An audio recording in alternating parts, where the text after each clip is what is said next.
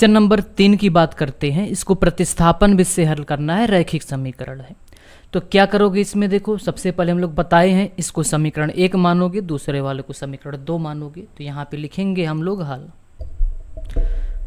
तो question number 3 की बात करते हैं। इसको प्रतिस्थापन विधि से हल करना है, रैखिक समीकरण है।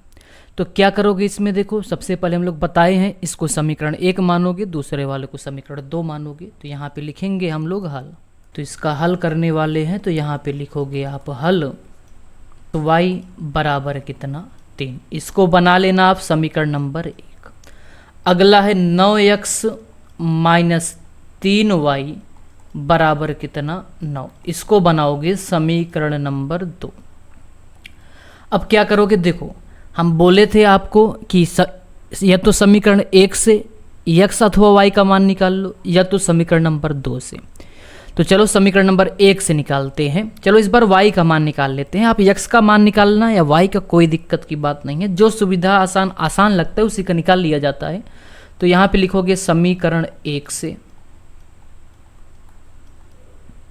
तो समीकरण 1 देखना, पहले लिख दे क्या समीकरण 1, चलो लिख देते हैं 3x माइनस वाई बराबर 3। यह समीकरण नंबर 1 ही है।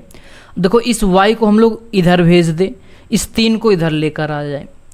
तो 3x प्लस 3 है, इधर आएगा तो माइनस 3, और माइनस वाई इधर जाएगा तो प्लस वाई। देखो y का मान तो निकल गया। भाई इसको लिख सकते हो ऐसे ना, y बराबर 3x माइनस 3, इसको मान लो समीकरण नंबर 3 मान लेना। अच्छा ये तो आप मान किससे निकाले हो इस y का, समीकरण नंबर 1 से। तो रखोगे कहाँ, समीकरण नंबर 2 में। तो रखोगे समीकरण 2 में y बराबर 3x माइनस 3 रखने पर, तो रखो जहाँ समीकरण 2 में जहाँ जहाँ y दिखेगा आप 3x माइनस 3 को प्रतिस्थापित कर दो, हो गया प्रतिस्थापन विधि।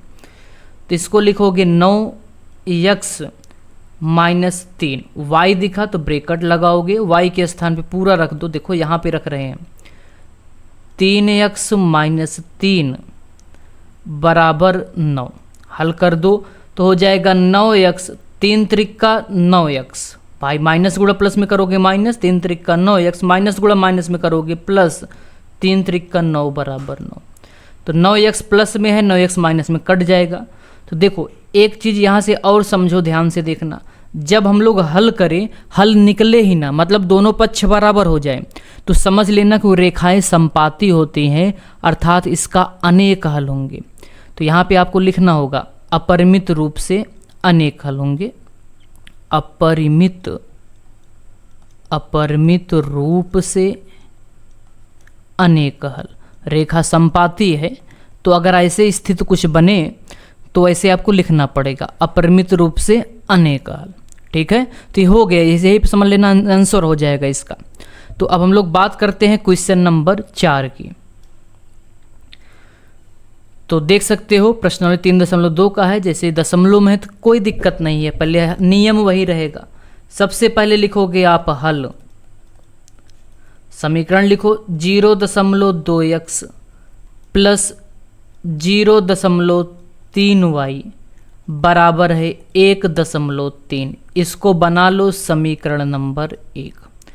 अगला है समीकरण 0.4x, देखो दशमलव से दिक्कत हो, दशमलव हटा भी सकते हो लेकिन जाने दो, बाद में हटाना, ना हटाओ वैसे दशमलव से ही लगाओ, प्लस 0.5y बराबर दिया गया है 2.3, इसको बना लोगे समीकरण नंबर 2। हम बोले थे या तो आप समीकरण 1 से मान निकालना है या तो समीकरण 2 से। 1 से निकालोगे तो 2 में रखोगे, 2 से निकालोगे तो 1 में रखोगे, यही नियम होता है। और एक बात और आपको याद रखना होगा, चाहे आप x का मान निकालो चाहे y का, वो आपके ऊपर है। ठीक है, चलो अब की समीकरण 2 से निकाल लेते हैं। आप समीकरण 1 से निकाल लेना, कोई फर्क नहीं पड़ेगा। समीकरण 2 से, अब समीकरण 2 देखना ध्यान से। चलो x का मान निकालते हैं, तो जिसका मान निकालोगे वो बराबर के इस साइड रख देना, बाकी उस साइड उठा के रख दो।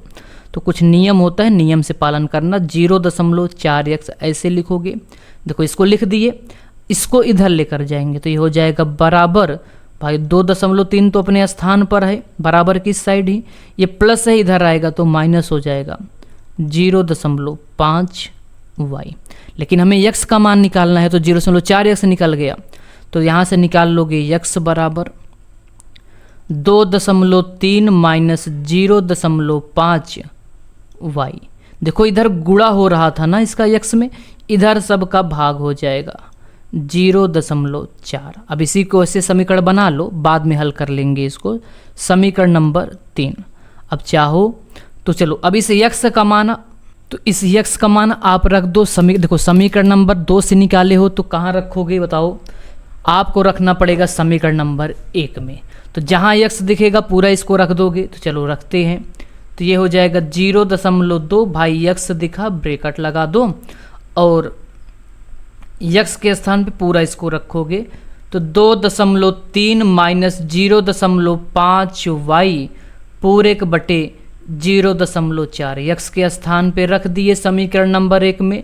प्लस है, प्लस लगाओ 0.3 ऐसे लिख दो, y ऐसे लिख दो बराबर 1.3। तो अब इसको हल करना चाहते हो तो हल कर लो। देखो जितने अंक पे दशमलव नीचे है उतने अंक पे दशमलव ऊपर है, तो दशमलव से दशमलव उड़ा सकते हो। तो चलो 2 बचा, 2 एक अन्नम 2, 2 दूनी 4, मतलब यहाँ पे बच गया देखो 2.3 माइनस 0.5y पूरे के बटे 2। भाई ये कट गया, मतलब 1 बचा यहाँ पे, तो कोई फर्क नहीं पड़ेगा। प्लस 0.3y कुछ नहीं है तो बटे 1 लगा दो बराबर 1.3, ताकि इसका हम लोग भिन्न से हल कर सके। तो चलो एलसीएम ले लो भाई, जब भिन्न आएगा तो भिन्न का नियम लगाओगे। 2 और 1 एलसीएम 2 होगा। अब इस 2 का पहाड़ा पढ़ो, 2 से ज़्यादा ना जाए तो 1 बार जाएगा, जितनी बार जाता है ऊपर उतने से गुणा करोगे, मतलब 1 से गुणा करोगे और 1 से गुणा करोगे तो यही पूरा उतर आएगा। मतलब 2.3 माइनस 0.5y प्लस 1 का पहाड़ा पढ़ो, 2 से ज़्यादा ना जाए तो 2 बार जाएगा, मतलब ऊपर 2 से गुणा करोगे। अगर जैसे यहाँ 2 से गुणा करे तो कितना हो जाएगा 0.236, ठीक। y बराबर 1.3 बटे 1 लगा देना। चलो अब इधर हल करेंगे हम लोग इसको। अब इधर हल कर लेते हैं। चलो भाई हल करेंगे तो ये वाला पूरा इसे लिखेंगे। देखो पहले इसको जोड़ घटा सकते हैं। देखो यहाँ पे आ जाएगा 2.3, देखो ये प्लस में है ये माइनस में है, देखो ऐसे लिख देते हैं 0.6y 0.5y। ये प्लस में है ये माइनस में है, घटा सकते हो। y है इसे लिख दोगे इसको। देखो इस y को आम मान लो तो 0.6 आम में 0.5 आम घटा दो, तो 6 में से 5 गए 1 दशमलव, 0 में 0 घटाओगे तो 0 ही आएगा। चिन्ह किसका लगाओगे? जो बड़ा रहेगा, 0.6 बड़ा है मतलब प्लस लगेगा। मतलब हम लोग घटाए तो उत्तर कितना आया इन दोनों को?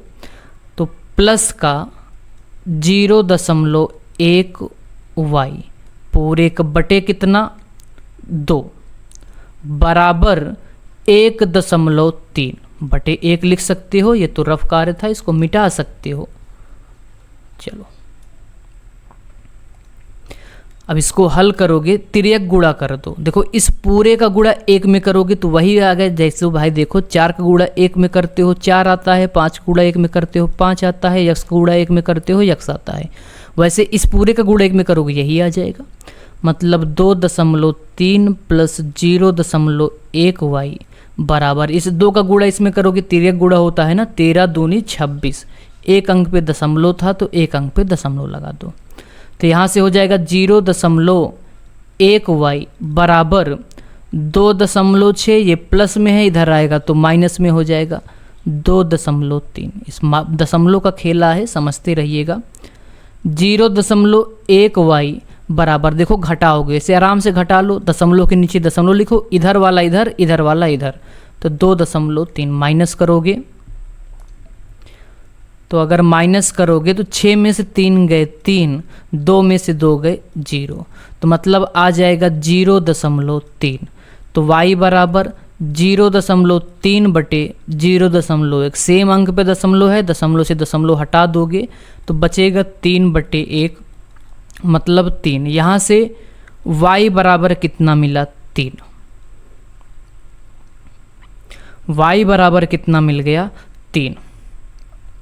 अब देखो, अब क्या करोगे, इस y का मान चाहे समीकरण 1 में रख दो, चाहे समीकरण 2 में रख दो, चाहे समीकरण 3 में। चलो समीकरण 3 में रखते हैं, किसी में रखोगे आंसर सेम आएगा, तो हम लोग 3 में रख देते हैं। समीकरण 3 में रखने पर तो रख कर देखो, तो रखो भैया x बराबर 2.3 माइनस 0.5, y के स्थान पे 3 यहाँ पे रख रहे हैं, देख लेना आप, पूरे का बटे 0.4। इसको सॉल्व करो तो ये हो जाएगा 2.3 माइनस 3 का गुणा इसमें करोगे 0.5 में, 3 पचे 15, एक अंक पे दशमलव है, मतलब 1.5, पूरे का बटे लगाओगे 0.4। फिर इसको हल करोगे तो देखो यहाँ पे हल कर दे रहे हैं, 2.3 में 1.5 घटा दोगे तो यहाँ से उधार लेगा भैया, 13 में से 5 गए 8, 4, 12, 1, 13, 13 में से 5 गए 8, यहाँ 1 बचा, 1 में से 1 गए 0, मतलब 0.8। तो ये 4 है, ध्यान देना, इसको 4 लिख दो।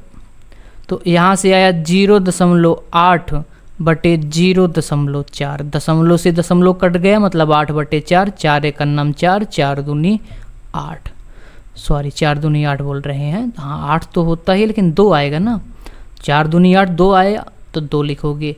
तो यहाँ से आपको मिला x बराबर 2। आंसर इतना सिंपल है, लेकिन कैलकुलेशन थोड़ा कठिन है। तो ये रहा 0 मतलब हल करोगे चौथा पार्ट तो एक x बराबर 2 आएगा और y बराबर कितना आएगा 3। तो इसी विधि को हम लोग प्रतिस्थापन विधि बोलते हैं। तो बाकी का पार्ट हम लोग अगले वीडियो में लेकर आएंगे। Bye bye.